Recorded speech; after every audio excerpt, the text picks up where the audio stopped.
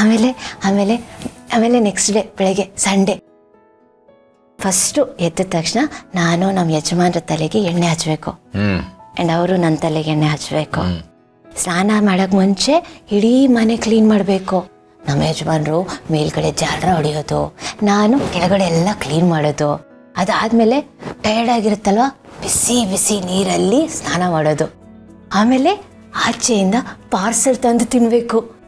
ಅಂದರೆ ಅವತ್ತು ಕಿಚನ್ ಬಂದು ಅಫ್ಕೋರ್ಸ್ ಇಷ್ಟೆಲ್ಲ ಕೆಲಸ ಮಾಡಿದ್ಮೇಲೆ ಅಡುಗೆ ಯಾರೇ ಮಾಡ್ತಾರೆ? ಕಿಚನ್ ಬಂದು. ಕರೆಕ್ಟ್. ಆ ಪಾರ್ಸೆಲ್ ತರ್ತೀವಲ್ಲ, ಆ ಪಾರ್ಸಲು ಚಕ್ಕಲ ಬಲೆ ಹಾಕ್ಕೊಂಡು ತಿಂತ ಮಾತಾಡೋ ಖುಷಿ ಇದೆಲ್ಲ ಗೊತ್ತವ್ರೆ, ನಾನು ನಿಮ್ಗೆ ಹೇಗೆ ಹೇಳಿ, ಅದು ಬೇರೆನೇ ಒಂದು ಫೀಲು. ಅಯ್ಯೋ ದೇವ್ರೆ. ನೆಕ್ಸ್ಟ್ ವೀಕೆ ಪ್ರಿಪೇರ್ ಮಾಡೋದು. ಏನೇನು ಬೇಕು ಅಂತ ಒಂದು ಲಿಸ್ಟ್ ಹಾಕೊಳ್ಳೋದು, ಆಚೆ ಹೋಗೋದು, ಮಾರ್ಕೆಟ್ಗೆ ಹೋಗಿ ಎಲ್ಲನೂ ತೊಗೊಳ್ಳೋದು. ಆಮೇಲೆ ಆಚೆ ಹೋಗಿ ದೋಸೆ ತಿನ್ನೋದು, ಮಸಾಲೆ ದೋಸೆ. ಅದರಲ್ಲೂ ಬೆಂಡೆ ದೋಸೆ ಸಿಗ್ಬಿಟ್ರೆ ನಮ್ಮನ್ನು ಹಿಡಿಯೋರು ಯಾರೂ ಇಲ್ಲ. ಸ್ವರ್ಗಕ್ಕೆ 3 ಹೆಗಣ ಅಂತಾರಲ್ಲ ಹಾಗೆ. ಅಯ್ಯೋ, ಅದೆಲ್ಲ ನೆನೆಸ್ಕೊಂಡ್ರೆ ಒಂಥರ ಆಗುತ್ತೆ. ಹೀಗೆ ಜೀವನ ಕಳೆಯುತ್ತೆ.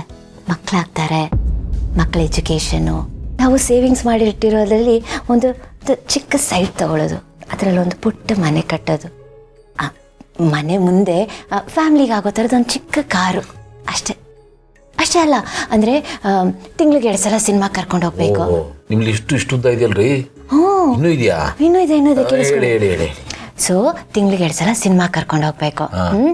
ವರ್ಷಕ್ಕೆ 2 ಹಾಲಿಡೇ. ಅಂದರೆ ಒಂದು ನಮ್ಮ ಅತ್ತೆ ಮಾವ, ಅಪ್ಪ ಅಮ್ಮ, ಮಕ್ಕಳನ್ನೆಲ್ಲ ಕರ್ಕೊಂಡು ಫ್ಯಾಮಿಲಿ ಟ್ರಿಪ್ಪು, ದೇವ್ರ ದರ್ಶನ, ದೇವಸ್ಥಾನಕ್ಕೆ.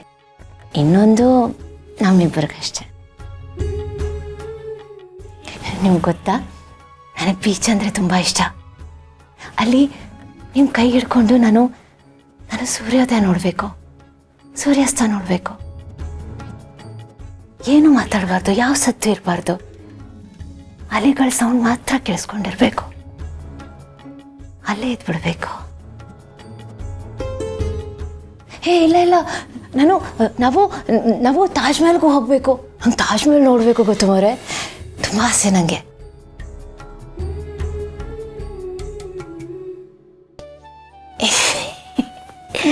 ಇನ್ನೊಂದು ಇದೆ, ಬಟ್ ಅದನ್ನ ನಾನು ಹೇಳಲ್ಲ. ಪರವಾಗಿಲ್ಲ, ಹೇಳ್ರಿ ಪ್ಲೀಸ್. ಇಲ್ಲ, ಅದರಲ್ಲಿ ಏನಿದೆ ಅದನ್ನ ಹೇಳ್ಬಿಡಿ. ನನಗೆ ಬೈಕ್ ಓಡಿಸ್ಬೇಕು ಅನ್ನೋ ಆಸೆ ಐತೆ.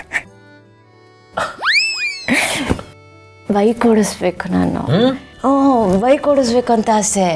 ಜೀವ ಬೈಕ್ ಓಡಿಸ್ತಿರ್ಬೇಕಾದ್ರೆ ತುಂಬ ಆಸೆ ಆಗ್ತಿತ್ತು ನನಗೆ, ಬಟ್ ಧೈರ್ಯ ಸಾಲಿಲ್ಲ.